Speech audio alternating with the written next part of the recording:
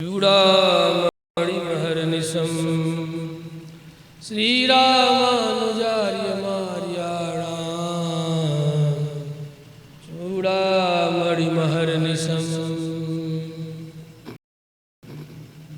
अनन्ताचार्य कृपया वेदान्तद्वयपारगं श्रीरामकृष्णाङ्घ्रिसद्भक्तं विश्वदार्यं यतिं भजे। श्री राम जय जय जय राम। श्री राम जय जय राम। श्री राम जय जय राम। श्री राम जय जय राम। श्री राम जय जय राम। श्री राम जय जय राम। श्री राम जय जय राम। श्री राम जय जय राम। श्री राम जय जय राम। श्री राम जय जय राम। श्री राम जय जय राम। श्री राम जय जय राम। श्री राम जय जय राम। श्री राम जय जय राम। श्री राम जय जय राम। श्री राम जय जय राम। श्री राम जय जय राम। श्री राम जय जय राम। श्री राम जय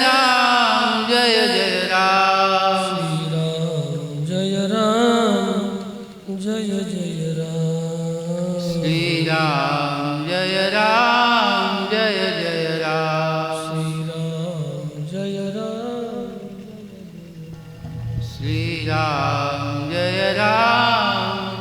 जय राम। श्री राम जय जय राम। श्री राम जय जय राम। श्री राम जय जय राम। श्री राम जय जय राम। श्री राम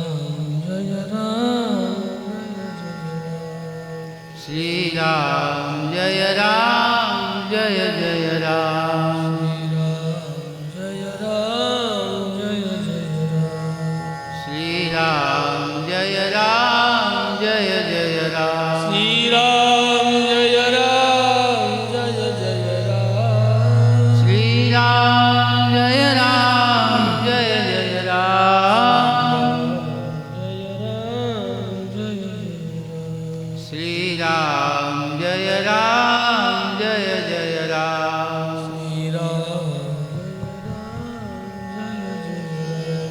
श्री राम जय जय राम। श्री राम जय जय राम।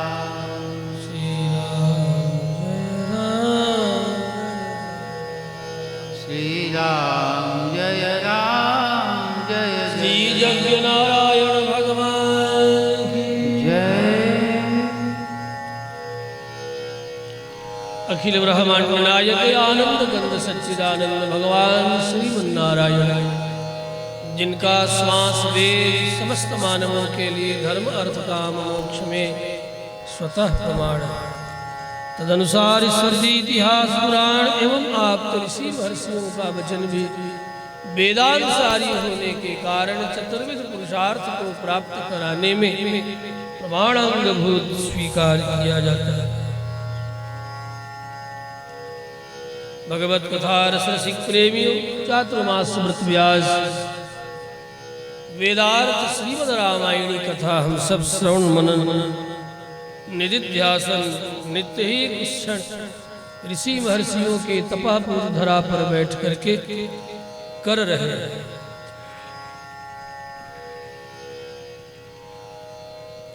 श्री लक्ष्मी नारायण यज्ञ अत्यंत सन्निकट है।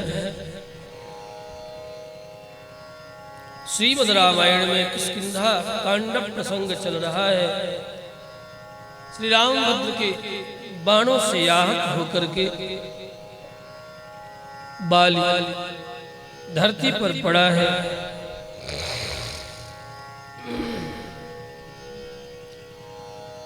अनेक प्रकार से मरते मरते भी बाली ने श्री रामभद्र से प्रश्न किया है, जिसका समाधान श्री रामभद्र ने कल कथा प्रसंग में आप सबने श्रवण किया। एक एक नहीं, बाली को वध करने के लिए 5-5 कारण श्री रामभद्र ने बताया है। पुनः बाली वाष्प कंठ रुद्ध हो करके श्री रामभद्र से प्रार्थना करते हैं। प्रार्थना करते हुए बाली ने कहा, हे प्रभु, मेरी बुद्धि आपकी कृपा दृष्टि अवलोकन का परिणाम शुद्ध हो गई। आज मेरे नेत्रों के सामने कोई नहीं है। संसार का कोई भी मोह संबंध नहीं। उसी समय रोते हुए अंगद बाली के नेत्रों के सामने खड़े हो जाते हैं।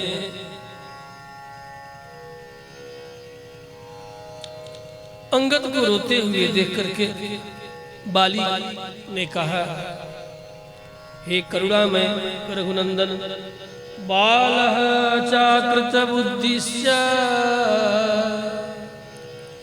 एक पुत्रस्य मे प्रियः तारेवो राम भवता रक्षणीयो महाबलः। हे रघुनंदन, यद्यपि मेरी आंखों के सामने किसी प्रकार का कोई जगत का मोह नहीं रह गया है, लेकिन आपसे मैं सच कहूं, अंगद को सामने देख करके मेरा इसके प्रति राग जग गया। मेरी इच्छा है कि यह पुत्र मोह भी मेरे मन से निकल जाए। मैं केवल और केवल आपका ध्यान स्मरण करता हुआ, हर प्रकार से अपने चित्त में आपको धारण करता हुआ, मेरी चित्त वृत्ति केवल और केवल आपके श्री चरणों में लगी हुई, अंतिम प्रणाम करती हुई मैं प्राण त्याग करूं, प्रयाण करूं। हे रघुनंदन, मेरा अंगद अभी यह बच्चा अपरिपक्व बुद्धि है और एकमात्र मेरा यह पुत्र है। तारानंदन इन्हीं कारणों से मुझे बहुत प्यारा है। आप मेरे महाबली अंगद को, महाबली पुत्र अंगद का रक्षा करें, अंगद का परिरक्षण करेंगे, अंगद की रक्षा करेंगे। तारियो राम भवता रक्षणीयो महाबलः बालस्याकृत बुद्धिश्च एक पुत्रस्य मे प्रियः। हे स्वामी, हे रघुनंदन, अब मैं जाते जाते एक रहस्य की बात आपको सुनाता जाऊं, जो मैंने पहले आपसे कहा कि मित्रता करनी ही थी तो मुझसे करते रघुनाथ, लेकिन उस समय मैं केवल डींगे हाँक रहा था। सच बात ये थी, ये रहस्यमयी बात है कि अग्नि को साक्षी बना करके मैंने रावण के साथ मित्रता बहुत पहले कर ली थी, और रावण के साथ मित्रता का ही परिणाम है कि भारतवर्ष में जगह जगह रावण की सैनिक टुकड़ी अधर्म की अभिवृद्धि के लिए बढ़ती चली जा रही थी। ये मेरी राष्ट्र के प्रति द्रोह का परिणाम था। मैं राष्ट्रद्रोही हूं, मैं भारत द्रोही हूं। यदि मैं भारत से द्रोह नहीं किया होता, राष्ट्र से द्रोह नहीं किया होता, तो रावण के साथ मित्रता अग्नि को साक्षी बना करके नहीं किया होता। आपने मुझे मारा, मेरा प्रायश्चित हो गया। राष्ट्रद्रोह का ही परिणाम कि रावण की एक टुकड़ी जनस्थान में और एक टुकड़ी सिद्धाश्रम में ताड़का के परिरक्षण में निवास किया करती थी। मारीच और सुबाहु किसी और के नहीं थे, मेरे ही थे। नारायण रावण के द्वारा ही मेरी मित्रता का परिणाम है कि वे किष्किंधा को पार करके गंगा के तट तक रावण का अत्याचार, अनाचार, पापाचार फैलता चला जा रहा था। इसका मुख्य दोषी मैं हूं। यह एक रहस्यमयी बात आपको मैं बता दूं। दूसरी बात, जब आप अयोध्या से चले, उससे भी पूर्व जब आप सिद्धाश्रम पधारे और ताड़िका का उद्धार करके मारीच को जब सीतास्त्र के द्वारा आपने सतजो जनगा सागर पारा, उस समय मैं उस मारीच को इस तरह घूर्णित होते हुए देखा था, अनुभव किया था। और उसी समय आपके असामान्य होने का मुझे परिचय प्राप्त हो गया था। आप कोई सामान्य पुरुष नहीं है, आप असामान्य महापुरुष हैं। आप साधारण राजकुमार नहीं हैं, आप तो अखिल ब्रह्मांड के राजकुमार हैं। आप सामान्य वीर नहीं हैं। हे रघुनंदन, आप तो पूर्ण ब्रह्म परात्पर आराध्य हैं। हे कृपा सागर, मैं आपकी सहायता करने में असमर्थ था, इसीलिए मैंने विचार किया। रावण की मित्रता के कारण मैं प्रतिज्ञाबद्ध था, मैं आपकी सहायता नहीं कर सकता था, क्योंकि रावण से अग्नि को साक्षी देकर के मैंने मित्रता कर लिया था। हे मेरे स्वामी, मैंने सोचा विचारा, एक तरफ रावण की मित्रता थी और दूसरी ओर आपके बाण रूपी तीर्थ में शरीर का परित्याग करके मोक्ष की प्राप्ति थी। इन दोनों में मैंने चुना कि आपके हाथों हमारी मृत्यु हो, क्योंकि की गई परित्याग का मैं परित्याग नहीं कर सकता था। जो हमने प्रतिज्ञा की थी, अग्नि को साक्षी बना करके रावण के साथ जो मित्रता की थी, अतः मैंने विचार किया कि जो शरीर आपके कार्य में नहीं आ सकता है, उसका विनाश होना ही चाहिए, उसका अंत होना ही चाहिए। इसीलिए मैं स्वतः चाहता था आपके हाथ से मेरी मृत्यु हो। इसीलिए यही कारण है कि तारा के द्वारा अनेक प्रकार से समझाए जाने पर, अनेक तरह से रोके जाने पर भी मैं सुग्रीव से द्वंद्व युद्ध के लिए निकल पड़ा। त्वत्तोऽहं बधमाकांक्षन् वार्यमाणोऽपि तारया सुग्रीवेण सह भ्रात्रा द्वंद्व युद्धम उपागतः। ये सब जान बूझकर, समझ बूझ करके ही तारा के द्वारा स्नेह पूर्वक रोके जाने के पश्चात भी मैं सुग्रीव से द्वंद्व युद्ध के लिए इसीलिए आया कि मैं आपके हाथों मारा जाऊं। जो शरीर राष्ट्रद्रोह कर चुका है, उस शरीर को अब नष्ट हो जाना चाहिए। ये बात मैं अच्छी तरह समझ लिया कि अब राष्ट्रद्रोहियों को नहीं जीना चाहिए, अब राष्ट्रद्रोहियों को संसार में रहने का कोई अधिकार नहीं है। उन्हें गुफा से निकाल करके आप मारोगे, ये हमारा विश्वास है।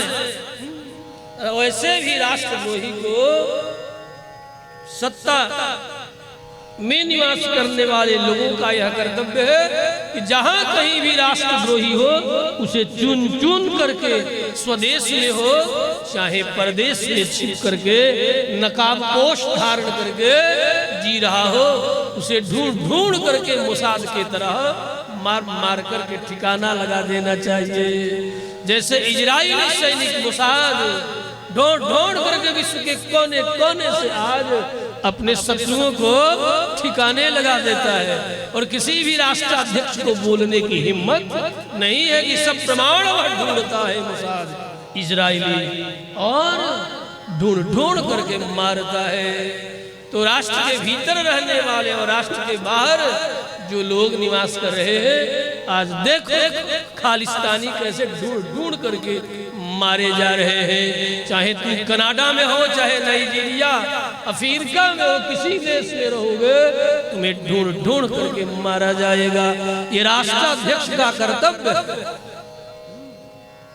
इसलिए मुझ जैसे राष्ट्रद्रोहियों को जीने का कोई अधिकार नहीं था।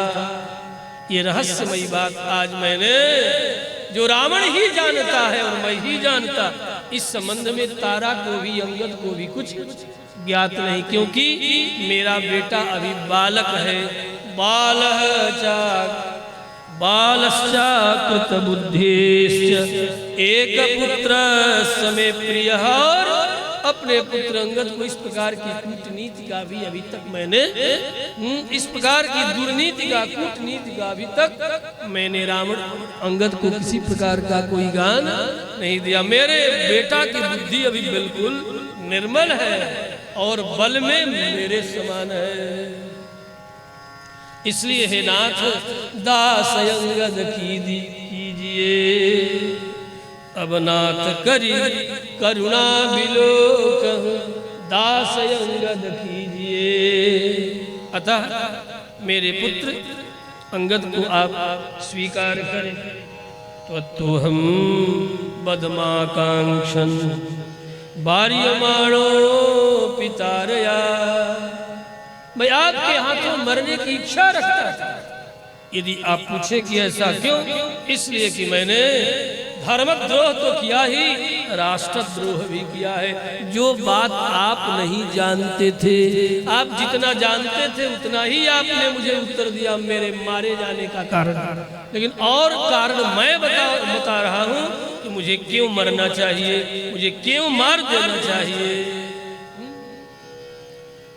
भगवान श्री रामभद्र समझ गए कि बाली की बुद्धि पूर्ण रूप से निर्मल हो गई है, इसीलिए अपने जीवन के सारे गुप्त रहस्यों को खोल करके मेरे चरणों में निवेदन कर रहा है। ये सुन करके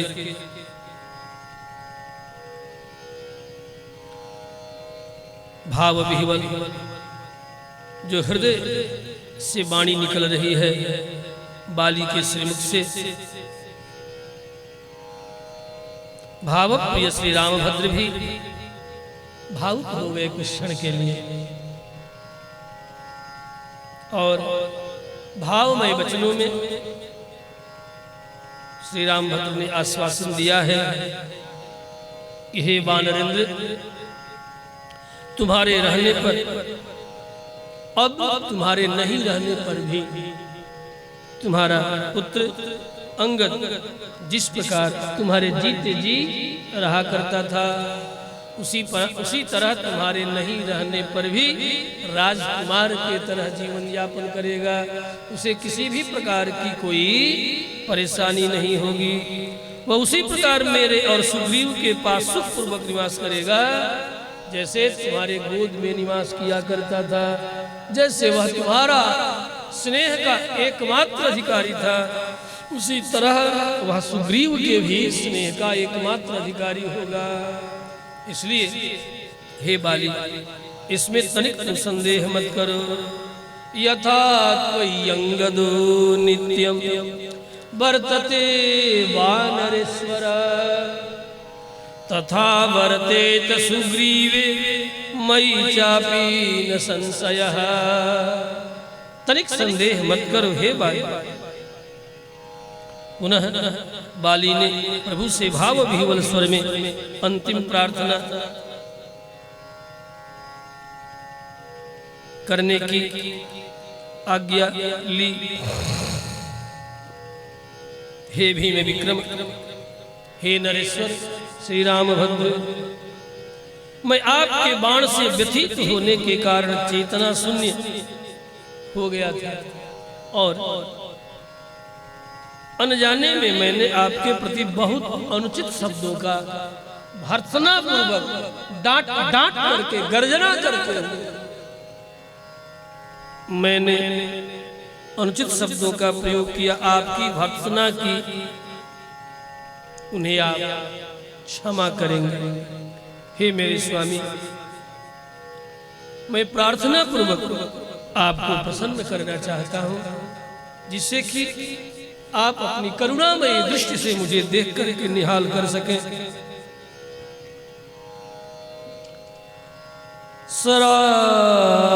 सराभितप्तेन विचेतसा मया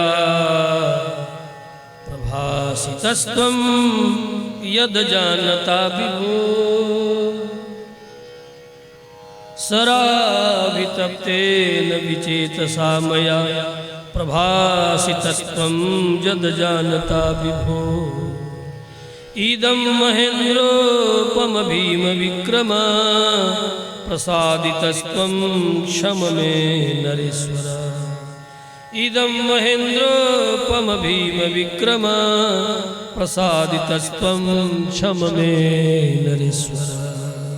बड़ी दीनता से बाली ने इस तरह प्रार्थना की। सराभितप्तेन विचेतसा मया प्रभासितस्त्वं यद् जानता विभो। इदं महेन्द्रोपम भीम विक्रम प्रसादितस्त्वं क्षम मे नरेश्वर। बाली दीन वाणी में अपनी अभिलाषा की अभिव्यक्ति करते हुए प्रार्थना करते हैं, हे नाथ, दुनिया में प्रायः देखा गया है, सुना गया है, मरने वाले पर तो सबके हृदय में दया का संचार हो जाता है। मरणासन पर पड़ा हुआ व्यक्ति के साथ कोई शत्रुता नहीं करता, उसके गुणगणों को ही बखानता है, स्मरण करता है।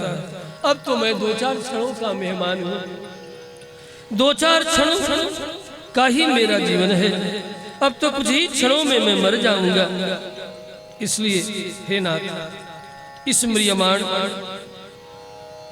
बाली की और अब तो पूर्ण कृपा दृष्टि से आप एक बार निहार।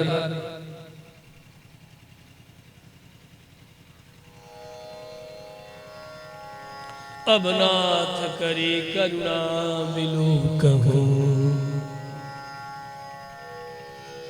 दास अंगद कीजिए नाथ। अब नाथ करी करुणा बिलोकहु। हे प्रभु, यद्यपि मैंने आपके प्रति बहुत प्रकार से जघन्य अपराध किए हैं, मेरे द्वारा अनेक जघन्य अपराध हुए हैं, धर्म विरुद्ध भी, राष्ट्र विरुद्ध भी, इससे भी बढ़कर के मैंने आपके दास भक्त सुग्रीव को मारना चाहा, मारने का यत्न किया। मैंने आपके निर्मल वचनों का भी खंडन किया, उसकी भी अवहेलना की। मैंने अपनी क्रूर वाणी से आपको बहुत प्रकार से दुर्वचन कहा। मेरे अपराधों का कोई प्रायश्चित नहीं है, और यदि है भी तो अब मैं कर नहीं सकता। सच तो यही है कि मेरे द्वारा किए गए अपराध का कोई प्रायश्चित नहीं। फिर भी हे करुणा सागर, आप तो स्वयं कृपालु, अपनी कृपा से ही जीव मात्र पर दया करने वाले, आप अपनी करुणा बिलोकनी दृष्टि से मुझे निहार करके निहाल कर दें। मैंने अनुभव किया है कि आपकी करुणामय दृष्टि में जो सामर्थ्य है, वह सामर्थ्य किसी और में नहीं। अतः उसी कृपा दृष्टि से देख करके हमें कृतार्थ कर दे, मुझे निहाल कर दे। आप एक बार अपनी करुणामय कृपामय दृष्टि से मुझे देख लेंगे तो मैं तर जाऊंगा, मैं निहाल हो जाऊंगा।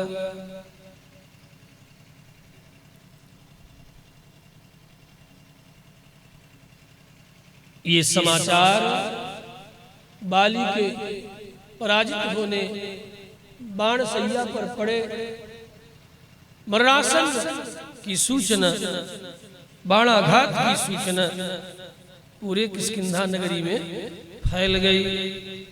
बाली के घायल होने का समाचार, मरणासन्न होने का समाचार। उसी समय बाली पत्नी तारा विह्वल और विकल होकर के बाली के निकट चलती है, लेकिन बहुत से बंदरों ने उन्हें रोक दिया। ये कह करके, हे देवी, अभी आपका पुत्र जीवित है, इसलिए आपको अपने पति के साथ सती नहीं होना चाहिए। तो सती होने से समझा बुझा करके सब लोगों ने तारा को, तारा बड़ी पतिव्रता है, तारा का नाम है, अनेक कन्याओं में तारा का एक नाम है।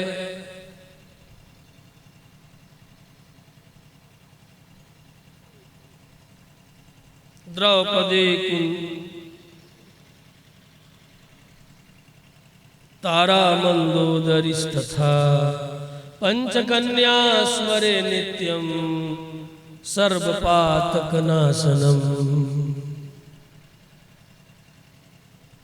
द्रौपदी अहिल्या, द्रौपदी तारा कुंती मंदोदरीस्तथा। अहिल्या, द्रौपदी, तारा, तीसरा स्थान तारा का। अहिल्या, द्रौपदी, तारा, कुंती मंदोदरीस्तथा पंचकन्या स्मरे नित्यम सर्वपातकनाशनम। इन्हें कन्या कहा गया। तो विवाहिता लोग प्रश्न करते हैं कि विवाहिता होकर के भी अहिल्या और मंदोदरी कन्या क्यों कहलाई? अहिल्या, द्रौपदी, तारा, कुंती मंदोदरीस्तथा। कन्या तो अविवाहिता को प्रायः कहने की प्रथा जगत में है। कन्या का तात्पर्य केवल अविवाहिता ही नहीं है। कन्या का तात्पर्य परमात्मा भक्ति से संबंध रखता है। ईश्वर भक्ति से, ईश्वर प्रीति से कन्या शब्द का संबंध है। अविवाहित और विवाहित से संबंध नहीं है। जगत में जो कन्या शब्द का प्रयोग है वह अविवाहित लड़कियों के लिए है, लेकिन शास्त्र में यहाँ जो कन्या शब्द का प्रयोग है वह अविवाहित के संबंध में नहीं है, बल्कि भगवान की भक्ति से संबंध रखने वाली स्त्रियों का यहाँ पर कन्या शब्द से स्मरण किया गया है। तो कन्या वह स्त्री है जो परमात्मा के चरणों की अनन्य भक्ति करने वाले है। उन भक्ति करने वाली में मंदोदरी का भी स्थान है। रावण को 21 बार मंदोदरी ने समझाया है, 1-2 बार नहीं, 21 बार समझाया। और तारा भी प्रथम बार ही मौका मिला है, लेकिन एक ही बार समझाने में पूरे स्वर्ग में समझाया है तारा ने। एक ही बार बैठी और अनेक तरीकों से, अनेक विधियों से बाली को समझाई, लेकिन फिर भी बाली नहीं माना। तात्पर्य, तारा श्री रामभद्र के दिव्य स्वरूप को जानने पहचानने वाले थे। श्री राम भक्ता है, ये विचार कर कि राम के बाणों से आहत होकर के मेरे स्वामी प्रगति को प्राप्त कर रहे हैं, दिव्य गति को प्राप्त कर रहे हैं, तो क्यों नहीं उन शरीरों का स्पर्श प्राप्त करके मैं भी दिव्य गति को प्राप्त कर लूं। श्री राम बाण रूपी तीर्थ में, तीर्थ का संबंध हमें भी अपने पति के स्पर्श से प्राप्त हो जाए, ये सोच करके तारा सती होने के लिए चली। ये केवल पति भक्ति ही नहीं है, श्री राम चरणों की भक्ति भी है कि श्री राम के हाथों छुटे हुए जो बाण हैं, उन बाणों का संबंध बाली से है, बाली के शरीर से है। ऐसे बाली के शरीर का स्पर्श करके जिसका संबंध राम बाण से, इस तरह राम भक्ति तारा की राम भक्ति इसके द्वारा अभिव्यक्त हो रही है। तो तारा भी कन्या कहलाई, इसलिए कम परमात्मानम, कन्या शब्द का अर्थ है कम परमात्मानम याति प्राप्नोति कन्या, जो परमात्मा को प्राप्त करने के लिए दिव्य भक्ति से संयुक्त हो उसी स्त्री को कन्या कहते हैं। कन्या का अर्थ यहाँ अविवाहित नहीं है। कम परमानंदम याति प्राप्नोति या सा कन्या अहिल्या द्रौपदी तारा कुंती मंदोदरिस्तथा। ताह कन्या है ये स्वरंती ते महापातकान प्रमुच्य भगवल्लोकम गच्छन्ति, वे भगवल्लोक को प्राप्त कर लेते हैं। ये भाव है कन्या कहे जाने का और इन पांचों का स्मरण किए जाने के विषय में।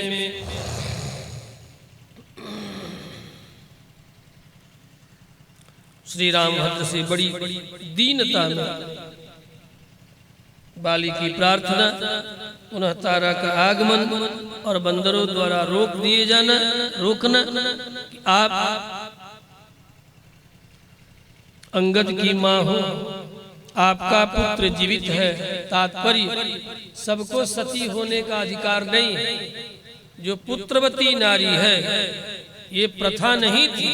पुत्रवती नारियों को पति के साथ सती होने का अधिकार शास्त्रों ने नहीं दिया। यदि यह होता तो चक्रवर्ती नरेंद्र दशरथ गुजर गए, कौशल्या कैकेयी सुमित्रा सती नहीं हुई होती, पांडु गुजर गए द्वापर में, तो क्या कुंती सती नहीं हुई होती? कुंती सती नहीं हुई इसीलिए कि कुंती के 5 पुत्र हैं। श्री रामभद्र भगवान के 5 पुत्रों के प्रति कुंती का समान भाव है।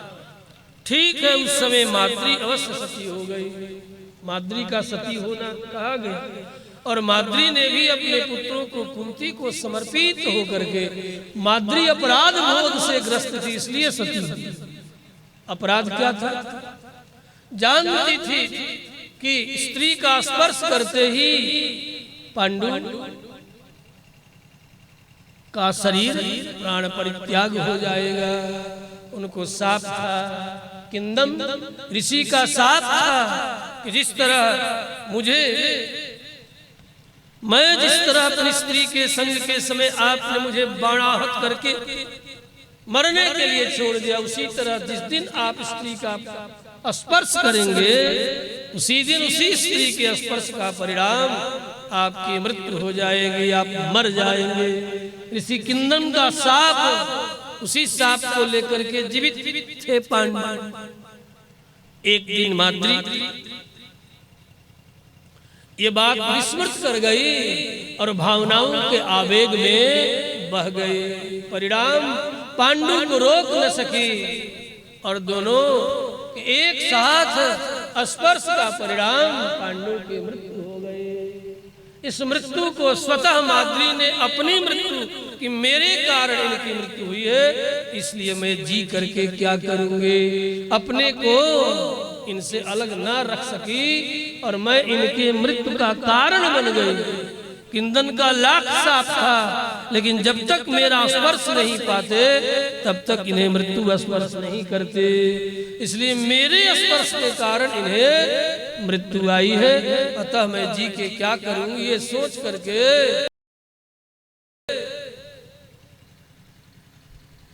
छाती से पकड़ करके लिपट गई माद्री, धू धू धू करके चिता जल उठी, चली गई। श्री रामभद्र भगवान की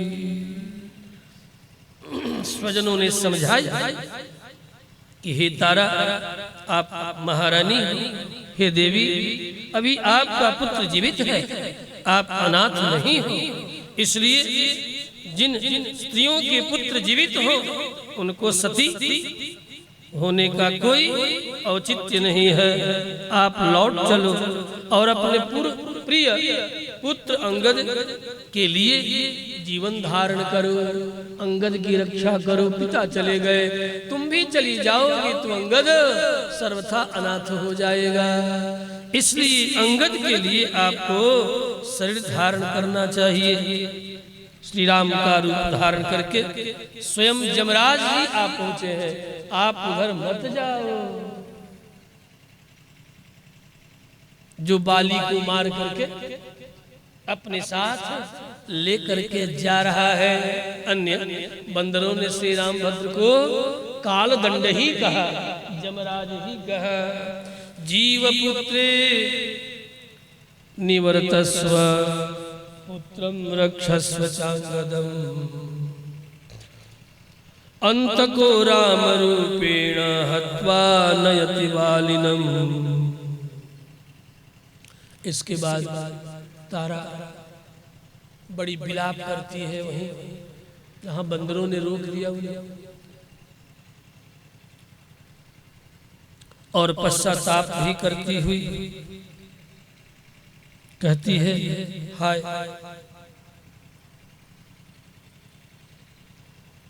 हे मेरे स्वामी, आपने अपने अनुज सुग्रीव की भार्या का हरण कर लिया और सुग्रीव को निर्वासित कर दिया, विवासित कर दिया, घर से निकाल दिया।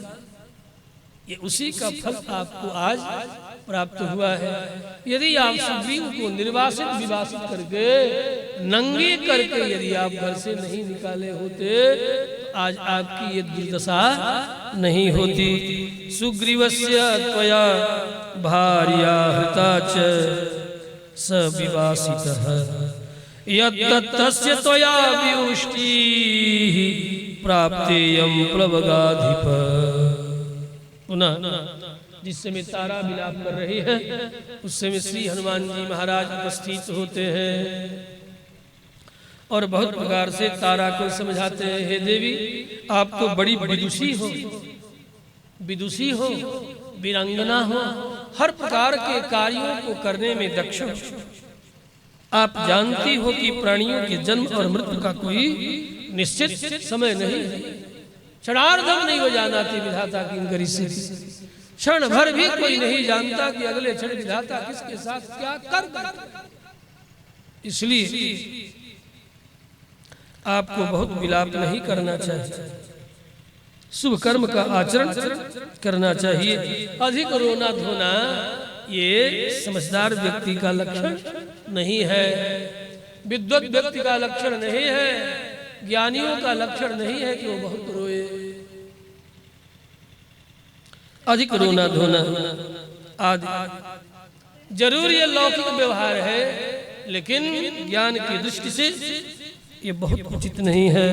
अतः आपको बहुत रोना धोना नहीं चाहिए, आपको शांत हो जाना चाहिए।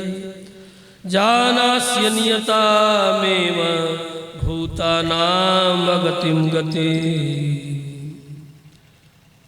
जानास्य नियतामेवं भूतानां आगतिं गति, तस्मात् शुभं हि कर्तव्यं पंडिते नेह लौकिकम्। लौकिक अज्ञानियों की तरह आपको व्यवहार नहीं करना चाहिए। हे तारे आपको शांत हो जाना चाहिए।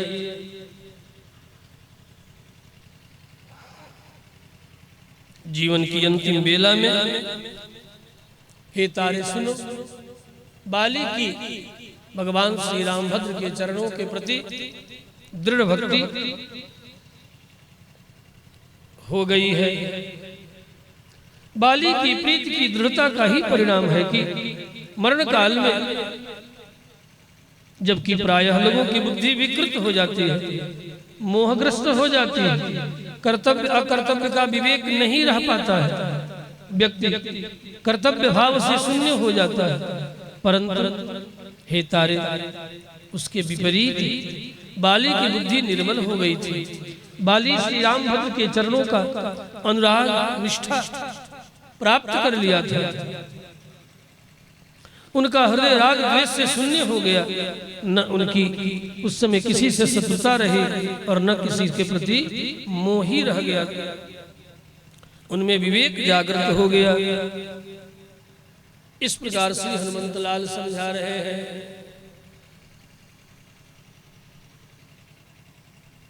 इसलिए आपको विलाप नहीं करना चाहिए, शांत हो जाना चाहिए। इधर बाली मरणासन अपने अनुसुग्रीव को बुला करके बड़े स्नेहमय वाणी में समझाया है कि हे सुग्रीव, पूर्व जन्म के किसी पाप से मेरी बुद्धि विकृत हो गई थी और मैं तुमको अपना शत्रु समझने लगा था। अतः मुझसे जो अपराध हो गया उसके लिए तुम्हें मेरे प्रति दोष दृष्टि से मुक्त होकर के मुझे क्षमा कर देनी चाहिए। और ऐसा निवेदन करके पुनः बाली ने शिक्षा भी दी है सुग्रीव को, कर्तव्य के प्रति जागरूक भी किया है। बाली ने कहा, हे सुग्रीव,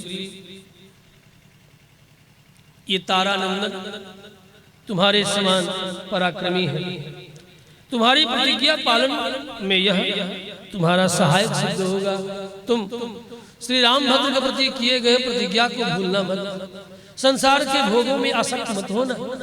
श्री रामभद्र की भुजाओं से रक्षित होकर राज्य प्राप्त करके और मेरे जैसे भोगों में आसक्त मत होना। श्री रामभद्र के लिए की गई प्रतिज्ञा को भूल मत जान। सदा उस प्रतिज्ञा को आगे रख करके कर्तव्य का निर्वाह करना। मैं तो स्वतः अपनी प्रतिज्ञाओं में बंधा हुआ था।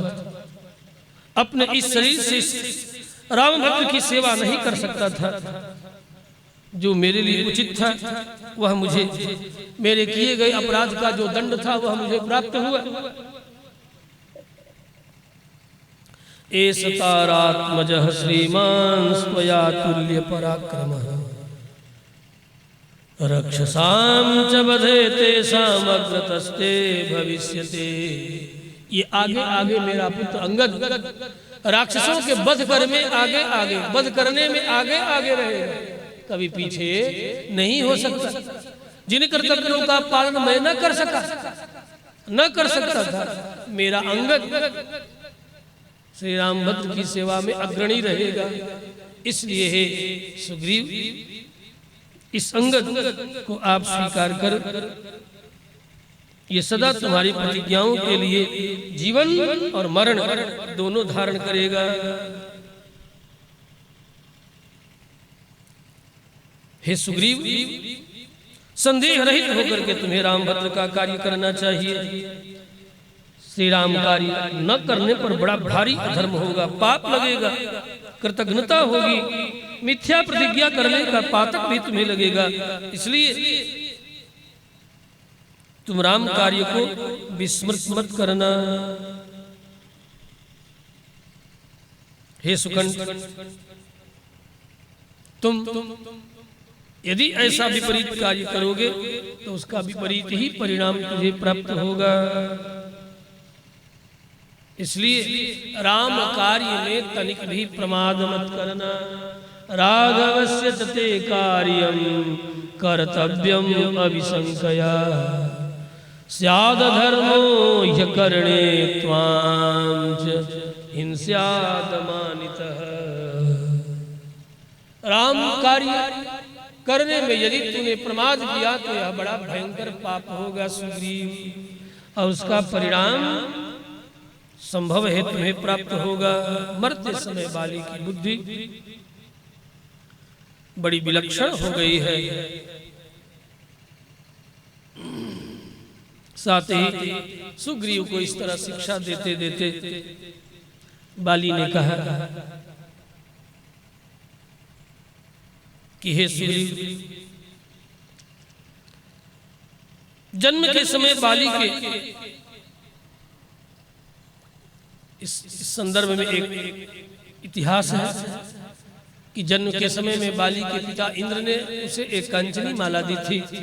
उस कंचनी माला को अपने गले से निकाल कर सुग्रीव के गले में डालते हुए बाली ने कहा सुनो, ये माला बड़ी अद्भुत है, अतिशय महिमामयी है, विजय श्री संपन्ना है।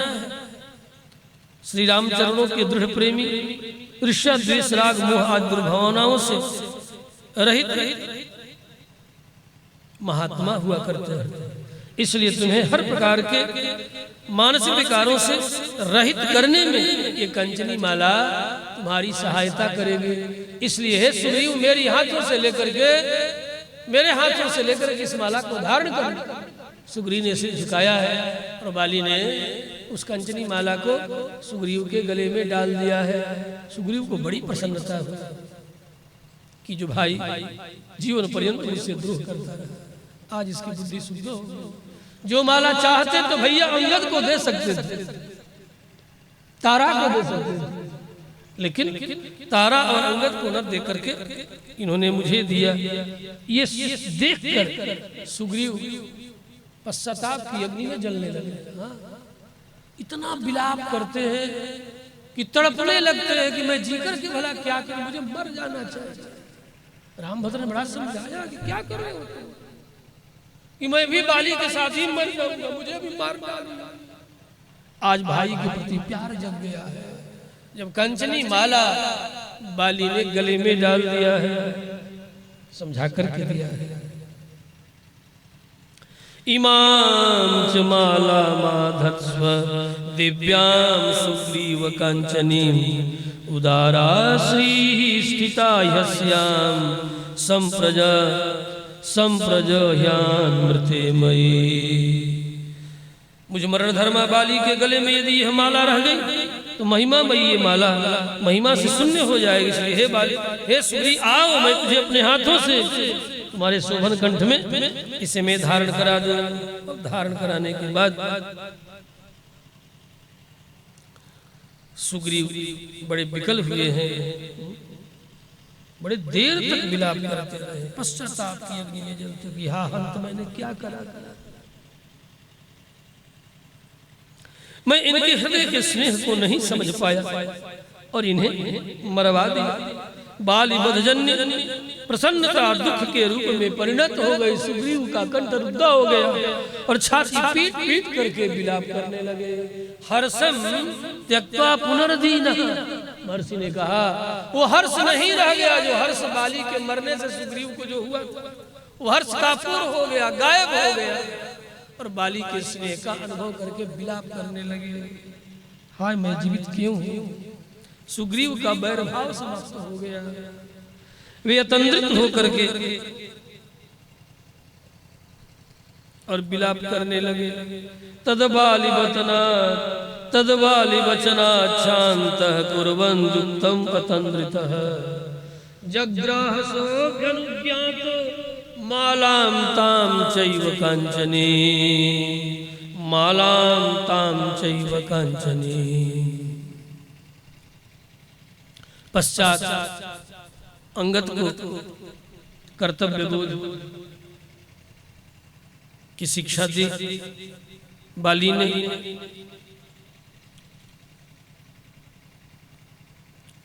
पुनः भावपूर्वक बद्धांजलि होकर के बाली श्री रामभद्र की ओर देखते हुए कहने लगा, हे स्वामी, पुनः निवेदन कर रहा है, अब मेरे जीवन का अंतिम क्षण गुजर रहा है। एक बात आज मुझे समझ में आ रही है, इस जीवन के अंतिम क्षण में मुझे यह बात समझ में आई। श्री राम भी जिज्ञासु होकर के बाली के वचनों को सुनने की आकांक्षा हृदय में से कर रहे हैं। आज मैं समझ पाया कि सम्राट की अपेक्षा श्री रामदास होने की कितनी बड़ी महिमा है। आप मुझ सम्राट का महत्व न देकर के अपने दासानुदास को अधिक समझा, अधिक माना, अधिक महत्व दिया।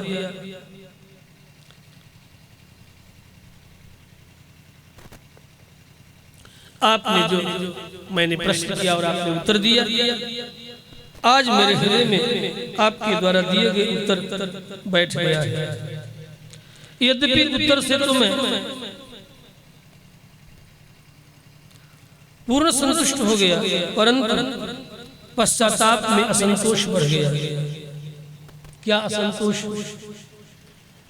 मैंने सोचा था कि आप सुग्रीव की अपेक्षा मेरी मैत्री को अधिक महत्व देंगे, क्योंकि मैं रावण को बांध कर लाने में समर्थ था। मैं सबसे द्वीपवती बानरों का स्वामी था, परंतु आपने सुग्रीव प्रेम में सुग्रीव का महत्व दिया। सुग्रीव आपके कार्य के योग्य भी नहीं। आपने सुग्रीव का महत्व इसलिए नहीं दिया कि सुग्रीव से आपके कार्य की सिद्धि होने वाली नहीं। सुग्रीव दासानुदास भाव से आपके चरणों की शरणागति किया, इसलिए आपने दासानुदास भाव की महत्ता महिमा की, आपने रक्षा की। ये अलौकिक भाव अर्थात सुग्रीव से मित्रता करने में आपकी ओर से तनिक भी कोई स्वार्थ गंध नहीं था। आपके मन में ऐसा कोई स्वार्थ गंध नहीं था। मुझे छोड़ करके आपने असमर्थ दास सुग्रीव की महिमा को आपने अधिक समझा, अपना समझा, दास को ही अपना अधिक प्रिय समझा। मानसकार निवेदन करते हैं इस प्रसंग में, जब राम भद्र ने कहा मम भुज बल आश्रित ही जानी। अरे बाली, मम भुज बल आश्रित ही जानी, मारा चहसी अधम अभिमानी। मेरे भुजबल का आश्रय समझ करके ये सुग्रीव मेरे भुजाओं का आश्रय ग्रहण कर ले, फिर भी तूने सुग्रीव को मारने का, रे अभिमानी अधम, तूने चाहा। इसमें आपका कहीं स्वार्थ गंध नहीं था। इसमें तो केवल और केवल रामदास, चरणदास, इसमें दास की महिमा है, शरणागति की महिमा है। जिसे आप शरण में स्वीकार कर लेते हो, उसके कार्य को करने के लिए कहां तक आप उतर आते हो, यही आपकी सबसे बड़ी महिमा है। आप अपने चरणों के दासों की रक्षा करने के लिए कहां तक क्या क्या कर लेते हो, ये आपकी विशिष्ट महिमा है। अथवा यूं कहूं, सुग्रीव जब रामदास की स्वीकृति कर लेते, उसी क्षण सुग्रीव परम वैष्णव बन जाते हैं। तात्पर्य, जो लोग गुरु दीक्षा लेकर के परम वैष्णवता से युक्त हो जाते हैं, भगवान परमात्मा आप उसे अपना समझ करके पुत्र के तरह हर प्रकार से उसका रक्षण परिरक्षण करने में आप लग जाते हैं। हे राम, हे जीवनाधार, जीवन में तुम्हें रामदास नहीं बन सका, अब एक ही मेरी प्रार्थना है, इस मेरे पुत्र को आप अपना दास बना लीजिए, आप अपना सेवक बना लीजिए। आत्मा वै जायते पुत्र है, क्योंकि आत्मा पुत्र के रूप में जन्म लेता है। मैं अपने जीवन में तो आपकी सेवा न कर सका, लेकिन मेरे पुत्र को अपना बना करके, अपना दास बना करके, दास अंगद कीजिए, दास को आप अंगद को दास बना लीजिए, श्री वैष्णव बना करके स्वीकार कर लीजिए। इसके अलावा मुझे और कुछ बहुत आपसे नहीं कहना है। अब आप तो अंतर्यामी हैं, सर्वांतर दर्शी हैं। हे राघव, यद्यपि मैं भी आपका नित्य दास हूं, लेकिन इस शरीर से मैंने आपकी दासता नहीं की। अब आप इस किष्किंधा के राज्य को अपने भक्त सुग्रीव को प्रदान कर दे। अब जाते जाते कम से कम भावों से तो मैं आपका दास बन जाऊं, अकिंचन, अब कुछ न कर सकूंगा। इसलिए कम से कम हृदय से ही मैं अपनी हृदय से ही आपका दासत्व स्वीकार करके यहाँ से मैं जाना चाहता हूँ। ऐसा कहते कहते बाली का कंठ पुनः भर गया, रुद्ध हो गया, आंखों से अश्रु की धारा हर हर चल पड़ी और श्री रामभद्र के श्री मुखारविंद पर इनकी आंखें अटक गई।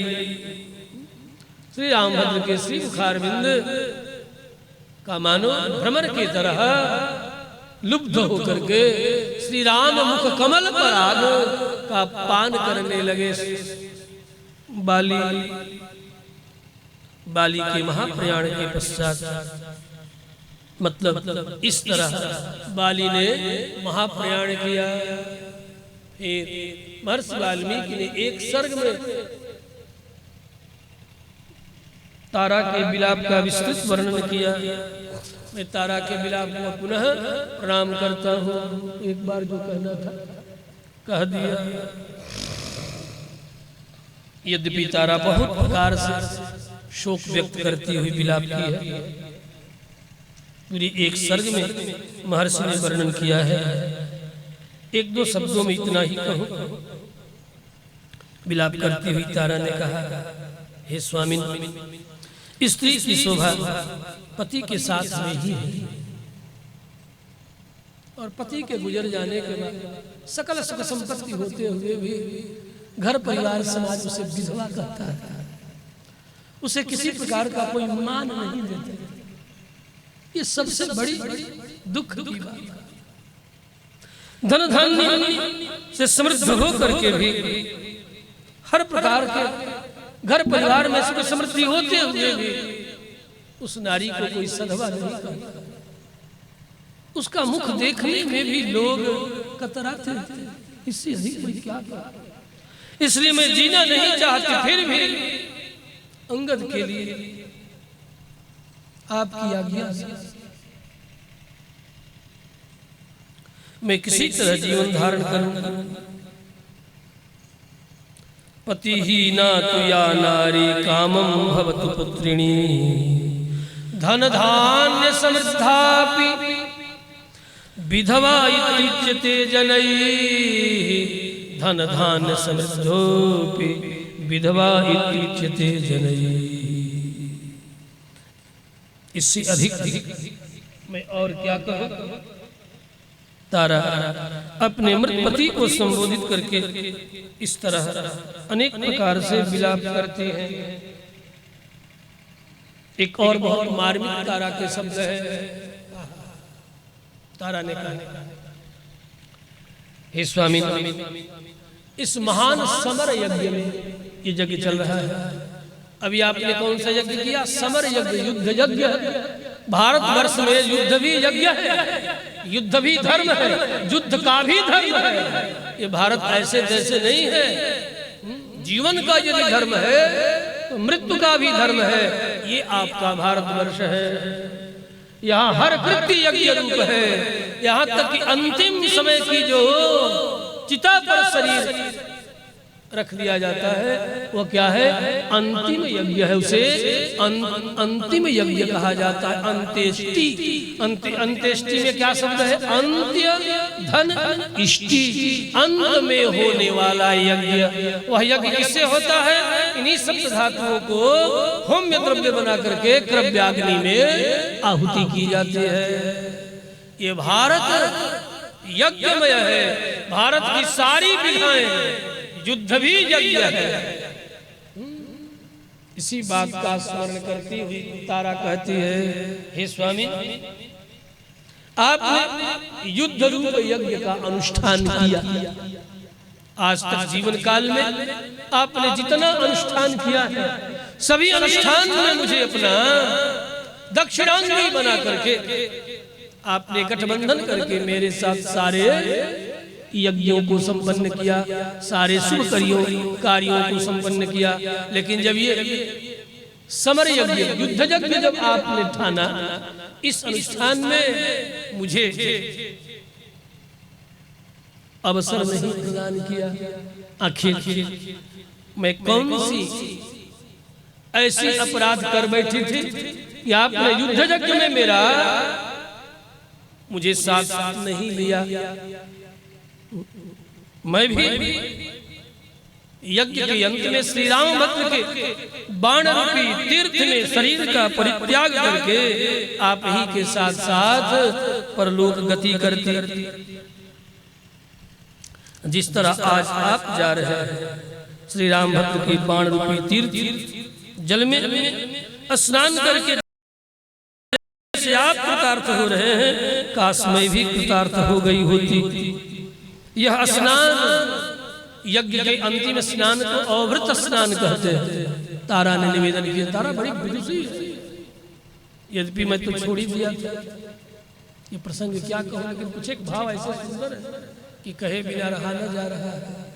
यज्ञ का अंतिम अवृत स्नान है, उसमें यज्ञ कराने वाले, यज्ञ में हर प्रकार की सेवा शुश्रूषा करने वाले, सबके शरीर पर अवृत घट का जल सबके शरीर को उसे प्रोक्षण किया जाता। बड़ा ही पवित्रतम अनेक दिव्य मंत्रों और अनेक संभार के साथ यज्ञ नारायण भगवान की जो आराधना होती, उस आराधना का संपूर्ण पुण्य उसी अवृत घट में निवास करता है।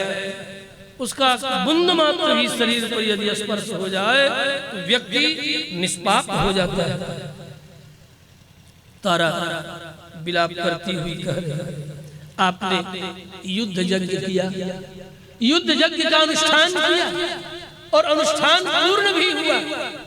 और जब अवृत स्नान का समय आया, जब मुक्ति का समय आया, जब निष्पाप होने का समय आया, अवृत स्नान के समय में आपने मुझे छोड़ करके अकेले आपने अवृत स्नान कर लिया। यह तो सर्वथा हमारे साथ आपने अनुचित किया। जो कार्य मेरे साथ आपको करना था आज आप अकेले कर रहे हैं। आज जब जीवन का सबसे अच्छा दिन आपके भी जीवन में आया और मेरे लिए भी आया, तो आपने उस कार्य को अकेले कर लिया और मुझे इस तरह वंचिता दीना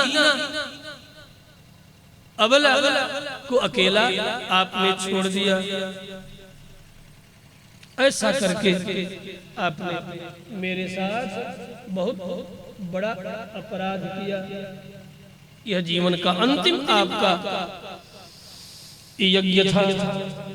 इस यज्ञ में मुझे आपको साथ ले लेना था। काश मैं भी आपके साथ इस यज्ञ में होती, लेकिन आपका यह यज्ञ तो सफल हो गया, लेकिन मुझे अकेला छोड़कर, अर्थात आपको नित्य परमात्मा के आनंदमय धाम को प्राप्त करने के लिए जा रहा, लेकिन जीवन भर का मेरा किया गया अनुष्ठान, मेरा यज्ञ अधूरा रह गया। आपका यज्ञ पूर्ण हो गया, मुझे छोड़ करके आपने अपना यज्ञ पूर्ण कर लिया। इष्ट्वा संग्राम यज्ञेन राम प्रहरणाम वशा। इष्ट्वा करके, इष्ट्वा संग्राम यज्ञेन राम प्रहरणाम वशा, जिसमें आहुति क्या थी? बार बार कुलाचा भर करके श्री राम पर, सुग्रीव पर प्रहार ही ये आहुति थी। आपने आहुति भी दी, लेकिन अकेला आपने दिया।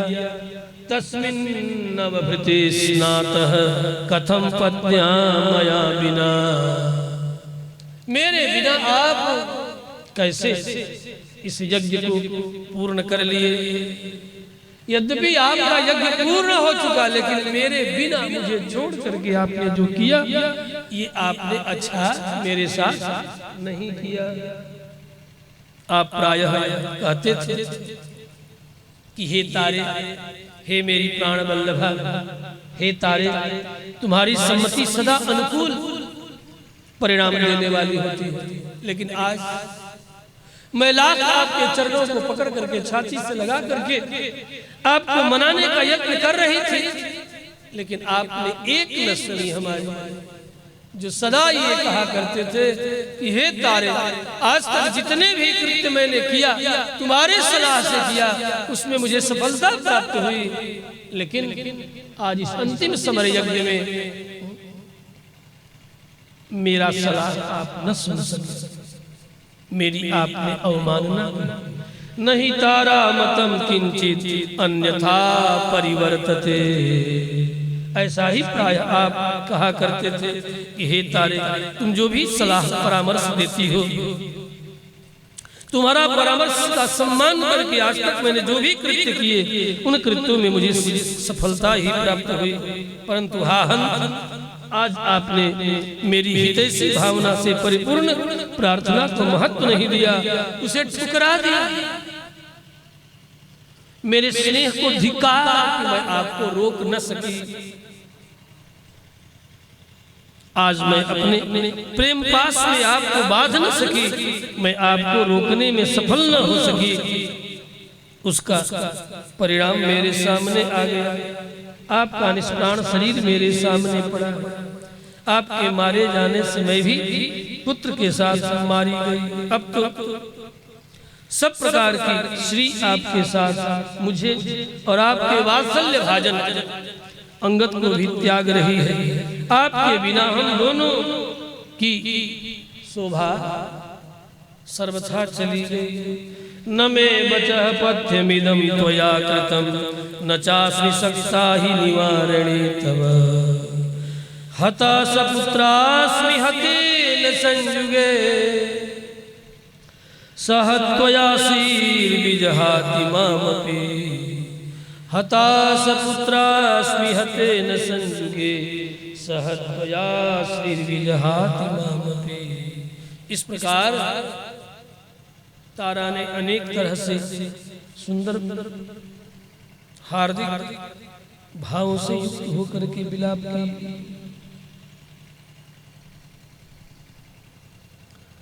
तारा को इस तरह विलाप करते हुए देख करके सुग्रीव यहाँ भी फिर तड़प रहे हैं कि हाँ मैं भी मारा गया होता तो कितना अच्छा होता। तारा के सामने प्राण परित्याग करने के लिए सुग्रीव प्रस्तुत हो जा रहे हैं। उस समय श्री रघुनाथ जी ने कहा कि हे सुग्रीव, तुम्हें इस प्रकार दुखी होकर के नहीं रोना चाहिए। लेकिन सुग्रीव तारा को इस प्रकार विलाप करते हुए देख करके कुछ क्षण बड़े अति दुखी हुए। हाय मैं क्यों जीवित हूं, मुझे भी मर जाना चाहिए, लेकिन कुछ नहीं कर सकते। श्री राम भद्र भी कुछ क्षण के लिए अन्य मनस्क हो गए। सुग्रीव के भ्रातृ प्रेम देख करके, और काश इसलिए भी कि यदि बाली समय पर समझ गया होता तो आज यह दशा नहीं हुई होती।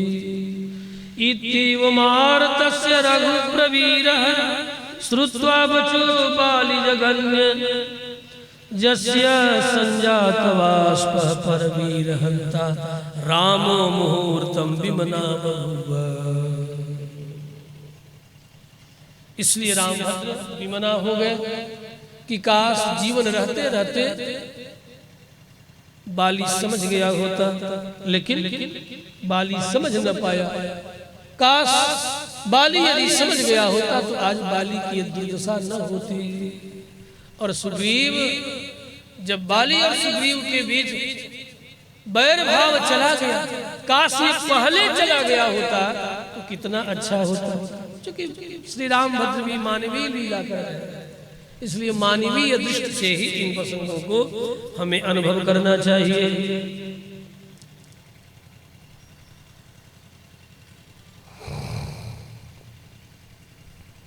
श्री राम भद्र भगवान की।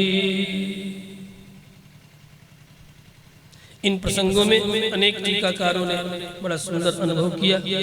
रामो मुहूर्तम विमना बभूव का तात्पर्य श्री रामभद्र का एक विरुद्ध है, या यूं कहूं जो भी अवतारी पुरुष होते हैं उनका ये स्वभाव है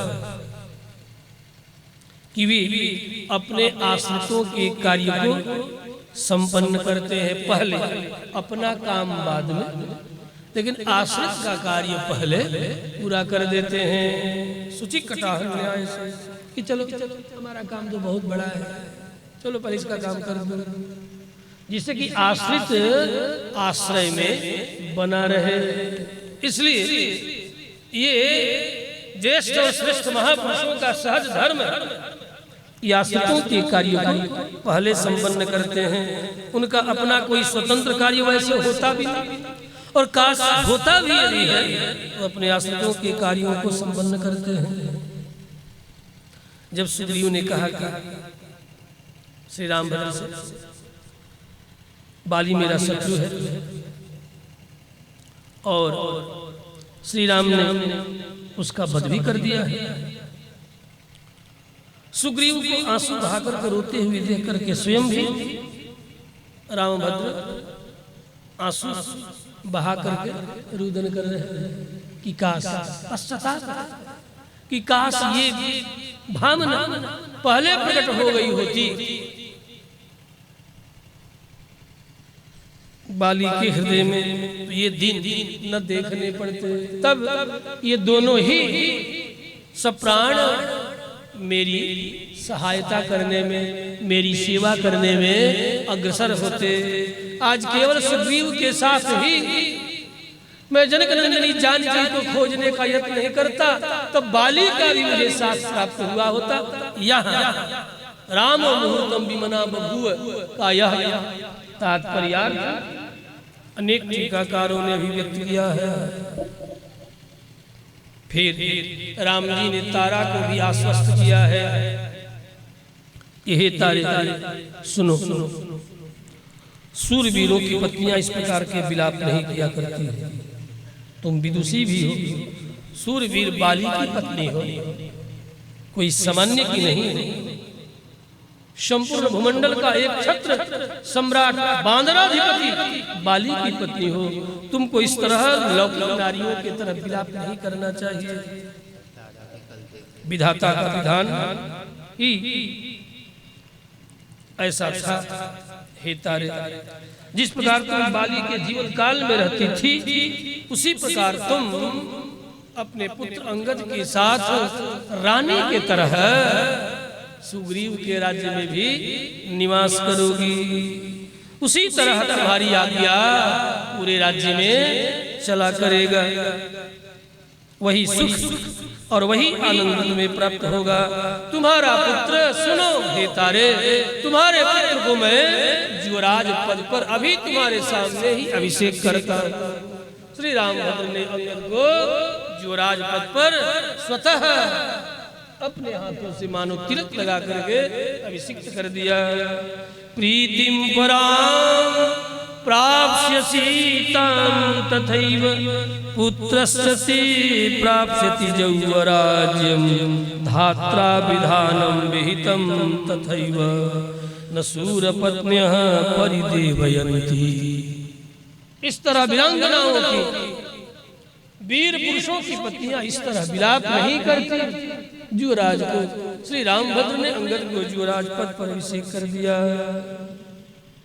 श्री रामभद्र के द्वारा दिए गए आश्वासन से तारा ने रोना छोड़ दिया, शांत हो गए। और सुग्रीव भी जो अत्यंत दुखी होकर के छाती पीट रहे थे, काश मैं मर गया होता, मैं भी मर जाता, उन्होंने भी प्राण त्याग करने का विचार, इस प्रकार के जो मन में विकलता आई थी, उसका उन्होंने त्याग कर दिया। वे भी आश्वस्त हो गए, शांत हो गए। श्री रामभद्र ने देखा कि बानरों की भीड़ बढ़ती चली जा रही है, दाह संस्कार में विलंब हो रहा है। तब प्रभु ने श्री रामभद्र ने सुग्रीव से कहा, हे मित्र सुग्रीव, विशाल वानर वाहिनी पति बाली ने नियति को जिस गति को प्राप्त किया वह उत्तम गति है। इसलिए बाली के विषय में आपको बहुत शोक नहीं करना चाहिए। संप्रति इस समय तुम्हारे सामने जो उचित कार्य उपस्थित हुआ है उसका अनुष्ठान करो। बाली का अंतिम अंत्येष्टि संस्कार संपन्न करो। ऐसा वै नियति श्रेष्ठाम याम गतो हरियूथपः। बाली जैसी गति को प्राप्त किया है ऐसी गति को बहुत कम जीव प्राप्त करते हैं। तदलम परितापेन प्राप्त कालम उपास्यता। श्री रामभद्र के इस युक्त वाणी को श्रवण करके सुग्रीव बाली के अंत्येष्टि संस्कार करने के लिए तत्पर होते हैं। फिर भगवान श्री रामभद्र ने लक्ष्मण से कहा,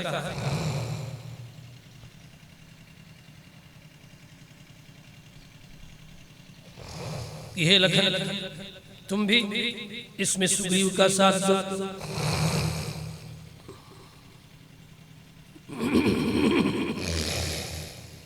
श्री रामभद्र भगवान की। भगवान के इतना कहने पर सुग्रीव ने लखन से कहा,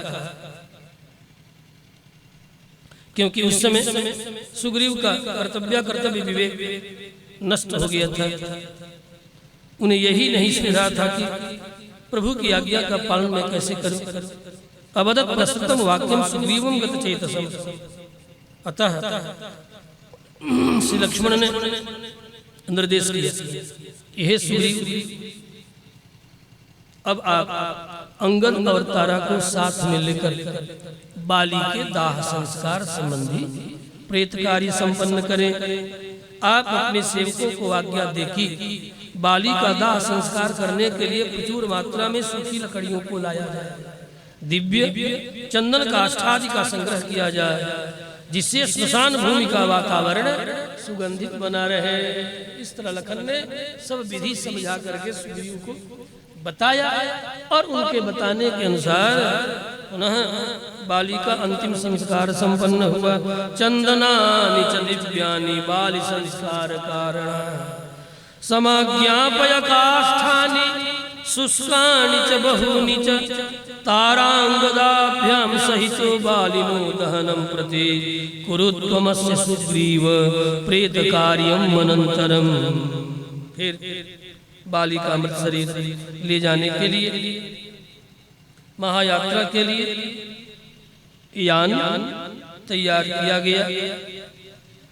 सुंदर सीविका, उसको सीविका कहते हैं।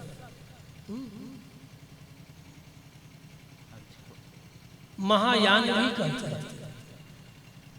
इसे अर्थी आप बताते हैं, उसको सीविका संस्कृत में महायान भी कहा जाता है या प्रयाण यान, अंतिम यान, प्रमाण प्रयाण विमान। अर्थी तो इसलिए बाद में कहा जाने लगा ये शरीर क्या है, पार्थिव है, पृथ्वी संबंधी। तो पृथ्वी संबंधी होने के कारण उस विमान को बाद में पुनः अर्थी, अर्थीयते, अर्थम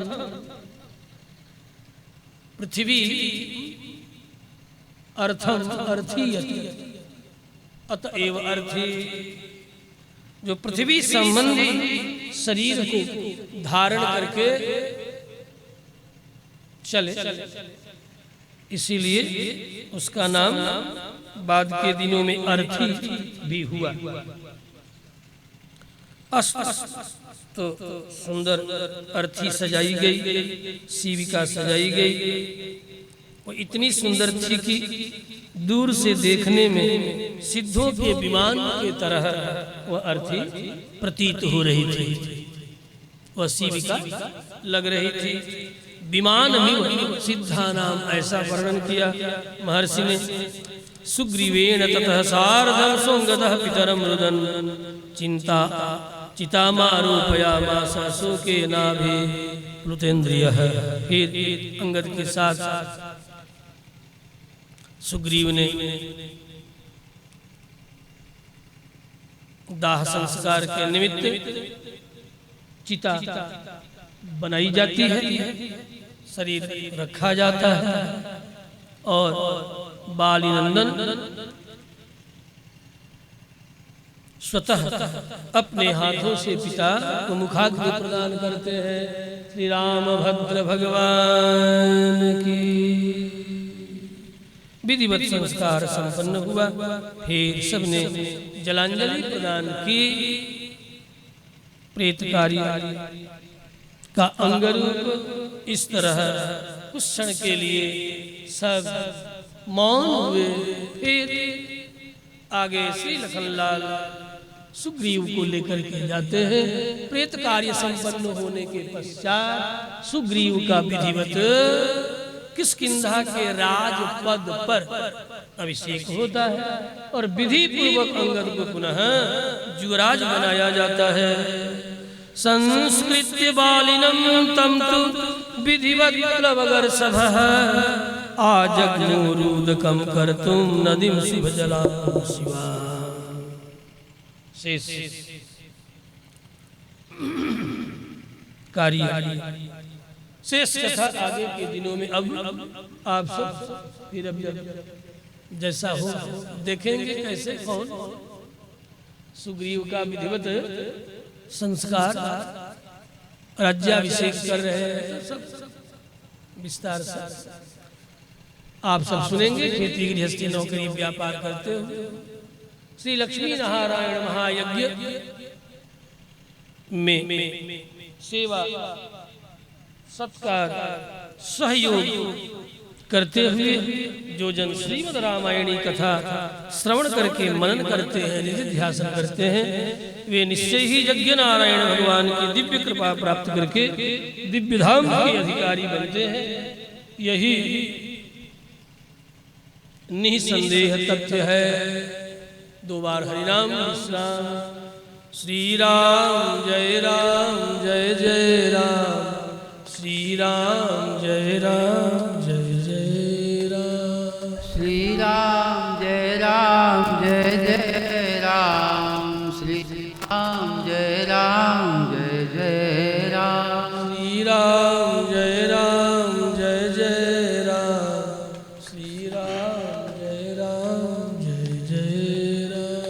श्री राम जय जय राम, श्री राम जय जय राम, श्री राम जय जय राम, श्री राम जय जय राम, श्री राम जय जय राम, श्री राम जय जय राम,